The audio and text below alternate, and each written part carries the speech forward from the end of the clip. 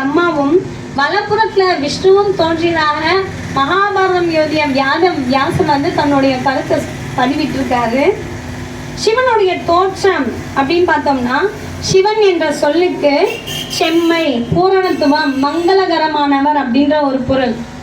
பொன்னார் மேனியனே புலி தோலை அரைக்கசைத்து மின்னா செஞ்சடை மேல் மிளிர் கொன்றை அணிந்தவனே மண்ணே மாமணியே மலர் பாடியில் மாணிக்கமே அன்னே உடையெல்லாம் இனி யாரை நினைப்பேனும்.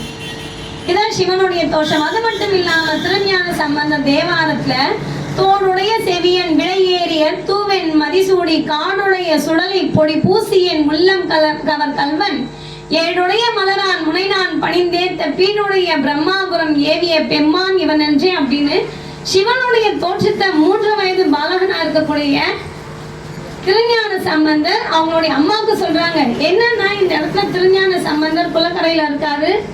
அவரு பசிக்காக அழும்போது உமையம்மை சிவபெருமான் உமையம்மை வந்து பால் கொடுக்குறாங்க. யார் வந்ததுன்னு கேட்டா சிவபெருமானுடைய தோற்றத்தை இந்த மாதிரி சொல்றாரு அவங்களுடைய அம்மாவுக்கு. அப்பதான் தெரியுது சிவபெருமான் தான் இவருக்கு ஞானப்பால் ஊட்டினாரு அப்படின்றது.